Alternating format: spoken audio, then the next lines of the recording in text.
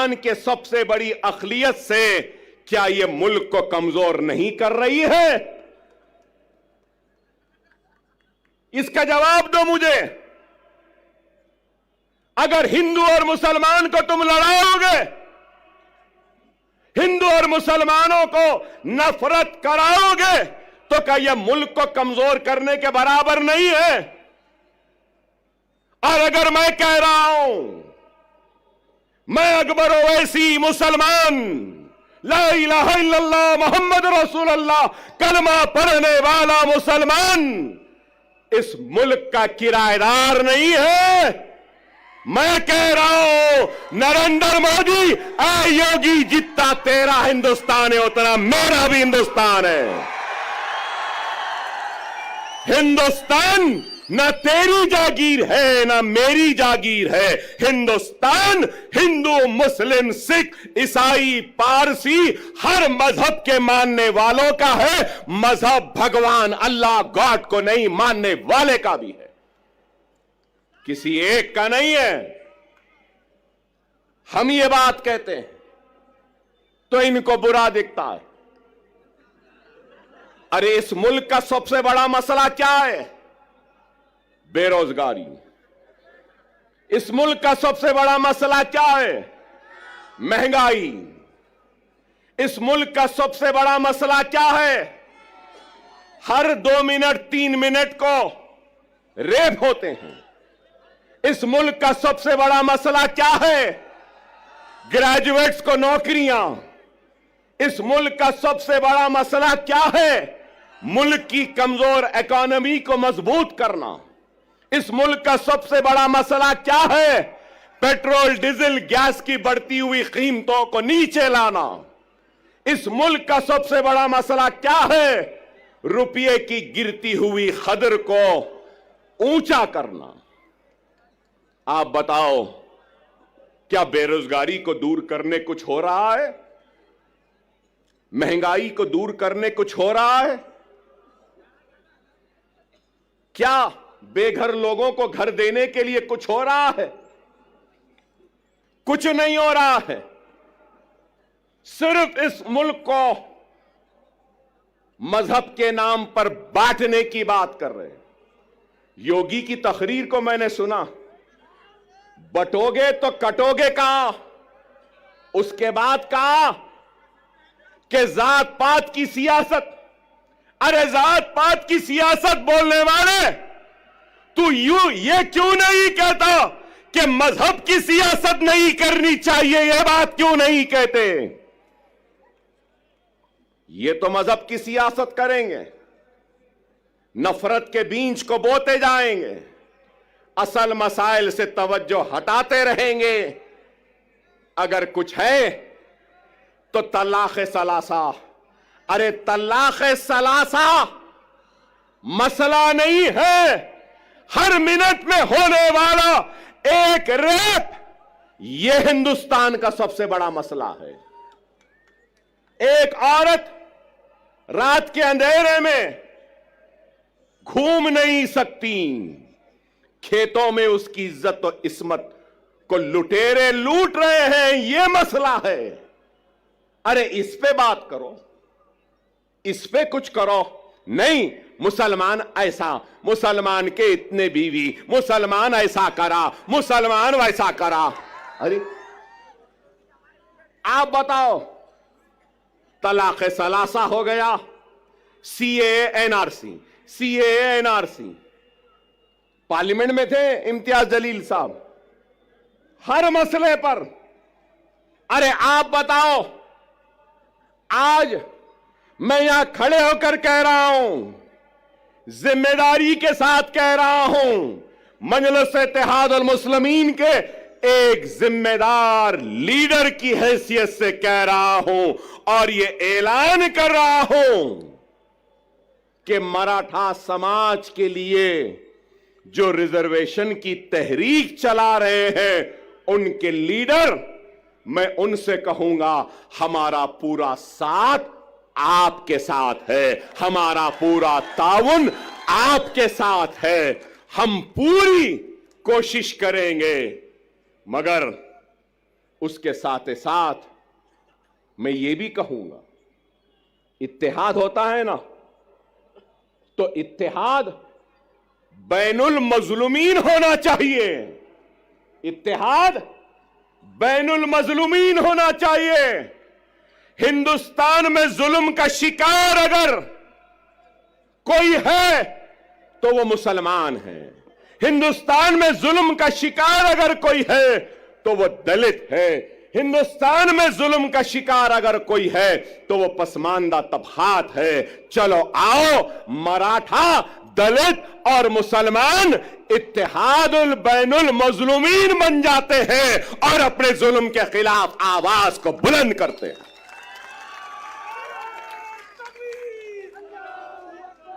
मगर मेरी बात खत्म नहीं हुई। मैं हमारे मराठा समाज के बड़े लीडर जो एहतजाज कर रहे हैं, भूख हड़ताल में बैठे हैं, उनसे कहना चाहता हूं, सिर्फ जरंगे पाटिल साहब से सिर्फ मराठा समाज पिछड़ा हुआ नहीं है, पूरा मराठवाड़ा भी पिछड़ा हुआ है। क्या मराठवाड़ा पिछड़ा हुआ नहीं है? क्या मराठवाड़ा का हिस्सा पूरा सबसे पीछे नहीं है? महाराष्ट्र के 3 हिस्से, एक हिस्सा है मुंबई, पूना, ये सारी चीजों का, दूसरा हिस्सा है विदर्भ का, तीसरा हिस्सा है मराठवाड़े का। इन तीनों हिस्सों में सबसे पिछड़ा, सबसे पीछे कौन है? मराठवाड़ा है। चलो, मराठवाड़ा की रिजर्वेशन के साथ हम मराठवाड़ा की खुशहाली के लिए भी जिद्दोजहद करते हैं। 30 साल पहले यहां बैठे हैं मेरे मराठा भाई बहुत हैं। जब मैं मराठा भाई कहता हूं तो सिर्फ मुसलमान, सिर्फ हिंदू मराठा नहीं होता, मुसलमान भी मराठा है, दलित भी मराठा है और मराठवाड़ा में रहने वाला हर कोई मराठा है। अब मैं कहता हूं, 30 साल हुए, मीडिया वालों जरा तवज्जो, 30 साल हुए, 30 इयर्स, 30 साल हुए। क्रिएशन मतलब एक कॉन्स्टिट्यूशनल बॉडी बनाई गई। क्या आप जानते हैं वो बॉडी क्या है? Marathwada statutory development board. Marathwada statutory development board जो सिर्फ मराठवाड़ा के लिए बनाया गया। कागज पे तो है, पैसा नहीं है, कुछ नहीं देते। चलो, मराठों के रिजर्वेशन के साथ हम मराठवाड़ा स्टैट्यूटरी डेवलपमेंटल बोर्ड को 50,000 करोड़ का पहला मुतालबा करते हैं, एहतजाज करेंगे और मराठवाड़ा को हम आगे बढ़ाएंगे। क्या तैयार हो? क्या तैयार हो? मराठवाड़ा का किसान खुदकशी कर रहा है। मराठवाड़ा के लोग पानी के लिए तरस रहे हैं। मराठवाड़ा के लोग दवाखानों के लिए तड़प रहे हैं, दवाखाने नहीं है। 100-100, 200-200 किलोमीटर को जाना पड़ता है। पूरे मराठवाड़ा में सुपर स्पेशलिटी के 1 या 2 दवाखाने। क्या चाहिए? एक गरीब को क्या चाहिए? रोजी, रोटी, बीमारी पर इलाज का इंतजाम आज है या नहीं बताओ? क्या नाम के बदलने से रोजी मिल जाएगी? क्या नाम के बदलने से रोटी मिल जाएगी? क्या नाम के बदलने से किसानों की खुदकशी रुक जाएगी? क्या नाम के बदलने से पानी की प्यास मिट जाएगी? क्या नाम के बदलने से क्या बीमार को शिफा मिल जाएगी? क्या नाम के बदलने से कर्जदार किसान के कर्ज दूर हो जाएंगे? नाम में क्या रखा है? ऐ नाहेलो ना समझो, ऐ झूठो, ऐ बेमानो, काम करो काम। क्या यह गलत है? नीति आयोग की रिपोर्ट उठाकर देख लीजिए मीडिया वालों। काबिल है, मुझसे काबिल, मुझसे पढ़े लिखे, मुझसे समझदार, मुझसे दूरअंदेश, मुझसे ज्यादा सोच फिक्र करने वाले, और मैं तो खुला कह रहा हूं, मोदी और योगी का मैं तो दुश्मन हूं, शायद आप उनके दोस्त हैं। बताओ उनको, जाकर बोलो नीति आयोग क्या कह रहा है। नीति आयोग की लेटेस्ट रिपोर्ट कह रही है, मेरे मराठा भाइयों, कि सबसे पिछड़ा हुआ जीएसडीपी कम है, रोजाना की कमाई, पानी नहीं मिल रहा है, बीमारी के लिए तड़प रहे हैं। नीति आयोग कह रहा है कि वो मराठवाड़ा का रीजन है। मैं इम्तियाज जलील साहब से भी कहूंगा, सीमांचल की तरक्की के लिए मजलिस लड़ रही है। आप पार्लियामेंट में थे तो आप भी लड़े, अब आप आओ, मैं भी आपके साथ हूं। हम मराठवाड़ा की खुशहाली व तरक्की के लिए लड़ेंगे। हम मराठों का साथ में लेंगे, मुसलमानों को लेंगे, हिंदुओं को लेंगे, मराठों को लेंगे, दलितों को लेंगे, एससीओ को लेंगे, एसटी को लेंगे, सबको लेंगे, और मराठों और मराठवाड़ा के लिए हम लड़ेंगे। क्या मेरी बात से आप राजी हैं? राजी हैं?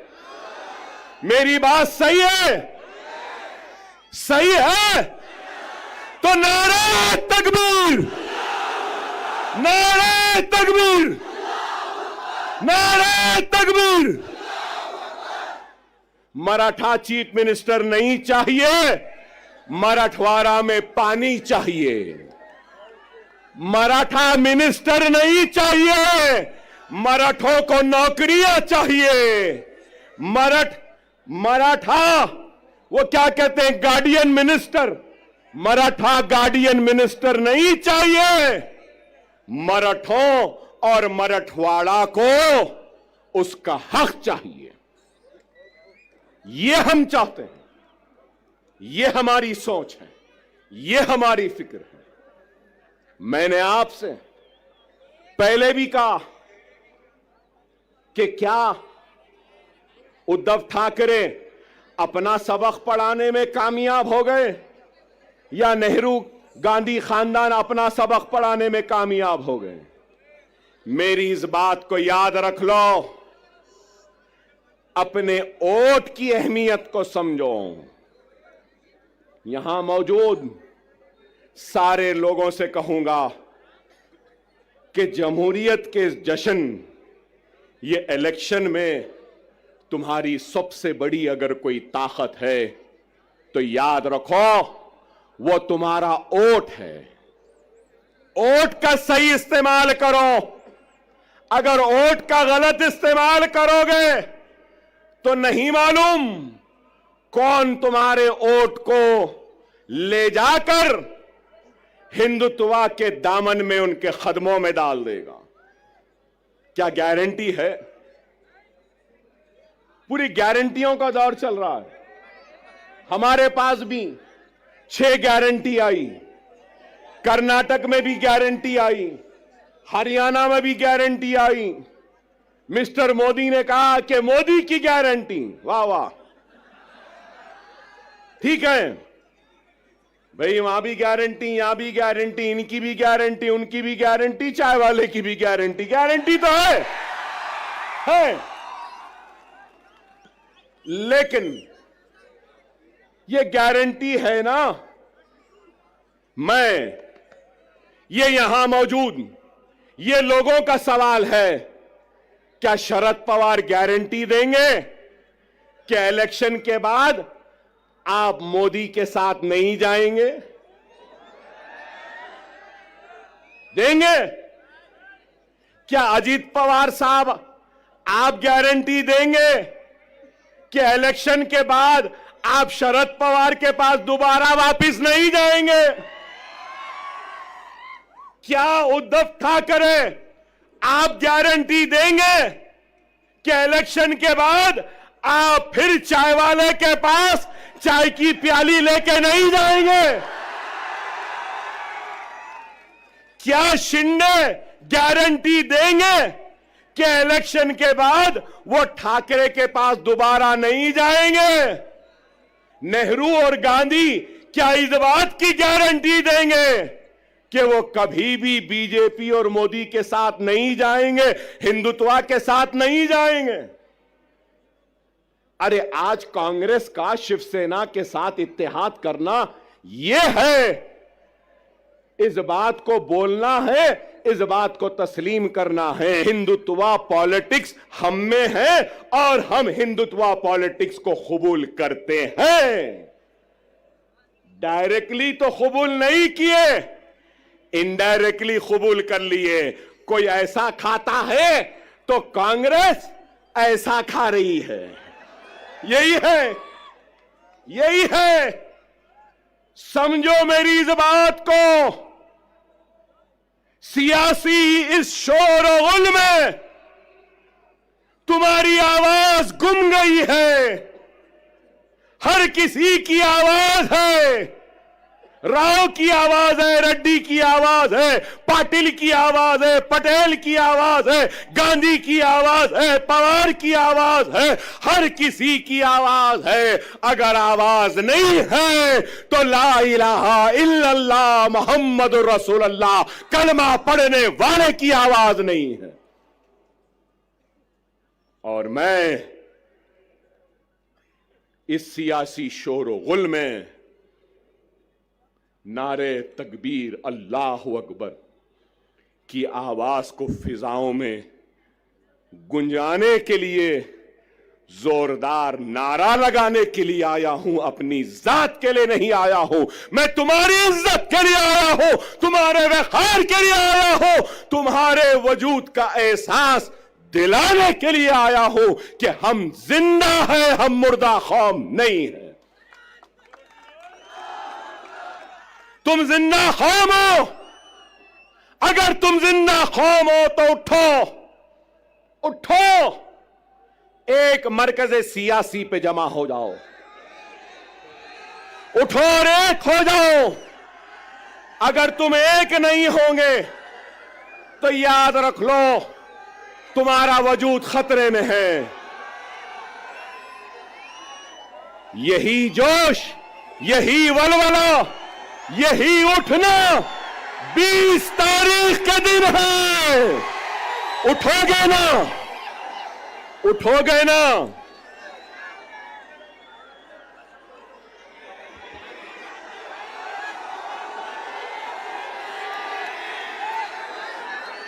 (9:45) कैंपेनिंग का टाइम 10 बजे।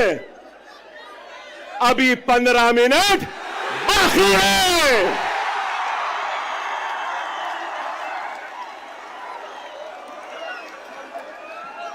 अरे भाई 15 मिनट बाकी है, सब्र करिए। ना वो मेरा पीछा छोड़ती है, ना मैं उसका पीछा छोड़ सकता। चल रही है मगर क्या गूंज है।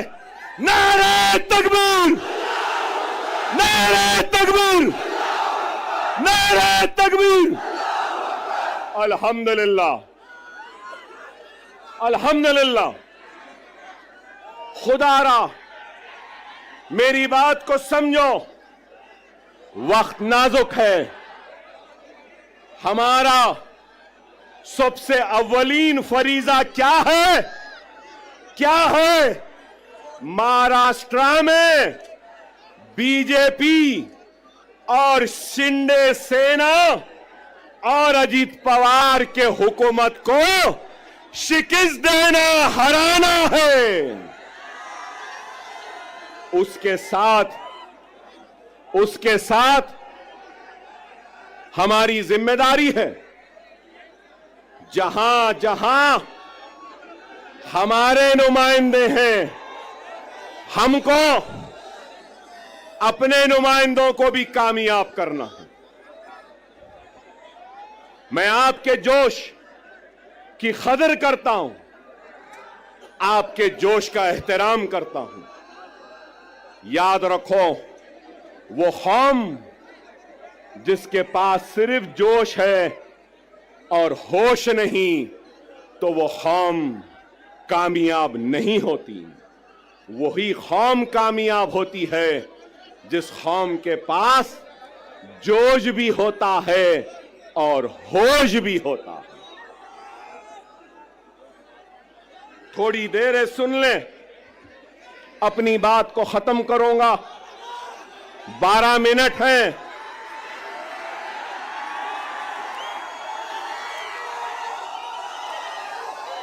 सब्र से सुने, वक्त नाजुक है। मेरा पैगाम है तुमसे कि हिंदुस्तान के तुम किराएदार नहीं, तुम हिंदुस्तान के बराबर के शहरी हो और तुम्हारे हक की लड़ाई लड़ने के लिए आया हो। तुम्हारा ताउन चाहिए, तुम्हारी दुआएं चाहिए, तुम्हारा साथ चाहिए, तुम्हारा जोश साथ चाहिए, तुम्हारा होश चाहिए। क्या ताउन दोगे? क्या तुम्हारी ताकत दोगे? क्या तुम्हारा इत्तेहाद दोगे? अगर मैं आज इस आवाम से इत्तेहाद की अपील कर रहा हूं, तो मजलिस इत्तेहादुल मुस्लिमीन से किसी भी वजह से दूर होने वाले हर फर्द, हर मर्द, हर खवातीन, हर कायद से अपील करता हूं कि आओ, इस जमात में आ जाओ, वापिस आ जाओ। ये जमात तुम्हारी भी है, ये तुम्हारी थी, आओ।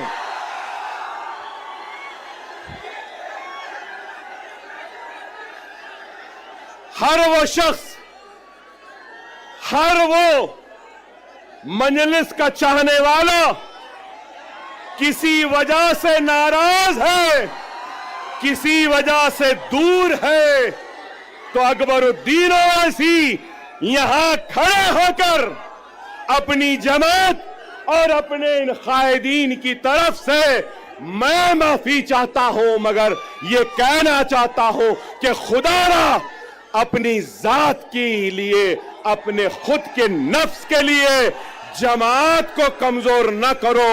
मैं नहीं रहूंगा, तुम नहीं रहोगे, लेकिन जमात कायम व दायम रहेगी। खुदारा आओ, हम अपने कुर्सियां तुमको देने तैयार। बहुत से उलमा, मशाइखीन, वुकला, डॉक्टर्स, इंजीनियर, रोजमर्रा की मजदूरी करने वाला एक मजदूर या कोई भी मेरा भाई, कलमागो भाई जो मुझसे नाराज है, मैं उससे अपील करता हूं कि आ जाओ। ये वक्त है, ये वक्त है 2 मिनट की खामोशी।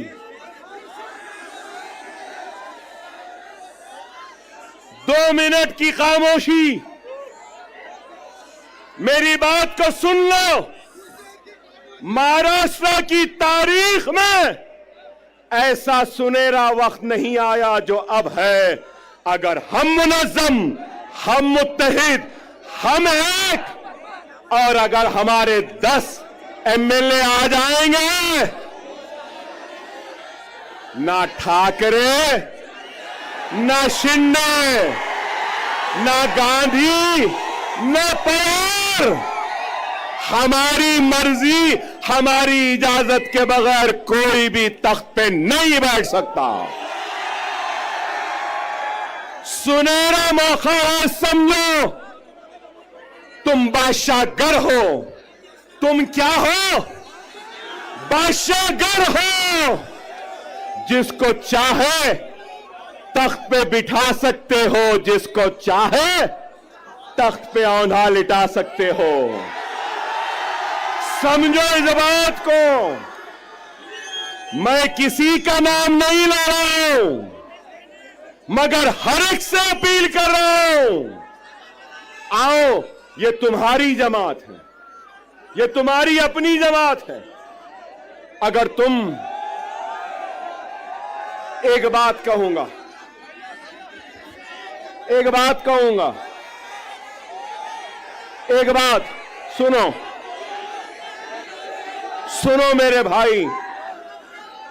एक बीज होता है ना, बीज, बीज को जमीन में बोते हैं ना, जमीन में बोने के बाद अपने पसीने से, अपने खून से उस जमीन को सेंचते हैं। वो बीज एक पौधे का शक्ल इख्तियार करती है। फिर उसके बाद वो पौधा एक दरख्त बनता है, और दरख्त बनने के बाद उस दरख्त में क्या आते हैं? फल आते हैं। फल। ये वक्त सुनो, ये वक्त सुनो। हमने बीज बोया, खून पसीने से सेंचा जमीन को, पौधा आया, झाड़ लगे, और वो झाड़ में आज फल है। ये फल खाने का वक्त है, फलदार दरख्त को काटने का वक्त नहीं है। खुदा इस बात को समझो।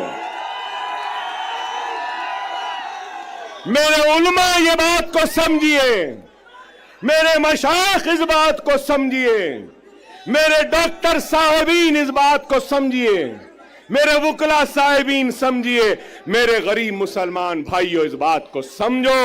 ये फल खाने का वक्त है, फलदार दरख्त को काटने का वक्त नहीं है। खुदारा एक हो जाओ। आपका जोश, आपकी बेचैनी है, नहीं तो बहुत सोच के आया था, जरा चाय चाय भी बोलूंगा, चाय वाले को भी बोलूंगा, मगर आप बोलने नहीं दिए। लेकिन ये जरूर है, अभी इम्तियाज जलील साहब बोले ना, अभी इम्तियाज जलील साहब बोले योगी आने वाला है। योगी, योगी तेरे आने के बाद अकबर भी आने वाला है। मोदी तेरे आने के बाद अकबर भी आने वाला है। हम जवाब देंगे, जिंदगी गुजर गई चाय बनाने में, लेकिन चाय क्या होती है, कैसी बनती है। चाय चाय, चाय की पत्ती, चाय की केतली, चाय का पानी, चाय का चूल्हा, चाय चाय चाय। हम बोलेंगे 20 तारीख को पतंग पतंग पतंग रहेगी। क्या रहेगी? पतंग रहेगी।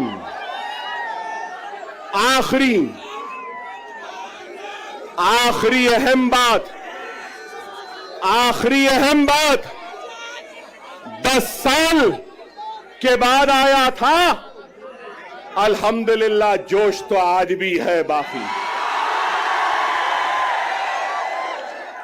10 साल बाद आया, लेकिन वलवला आज भी बाकी है। 10 साल बाद आया, मगर तुम्हारे जोश ने मुझे और जवान बना दिया। वादा है, वादा है, महाराष्ट्र की सियासत में इम्तियाज जलील और दूसरों के साथ अकबरुद्दीन ओवैसी भी अब खांधे से खांधा मिलाकर खड़ा रहेगा। औरंगाबाद हो, नांदेड़ हो, उस्मानाबाद हो या शोलापुर हो या मुंबई हो, अब अकबरुद्दीन ओवैसी आता रहेगा, जाता रहेगा, हर ओर पर नजर डालेगा। जिंदगी में मैंने कभी भी वोट नहीं मांगा। मैं 6 इलेक्शन जीत गया। कितने? 6। अब 30 बरस होते हैं।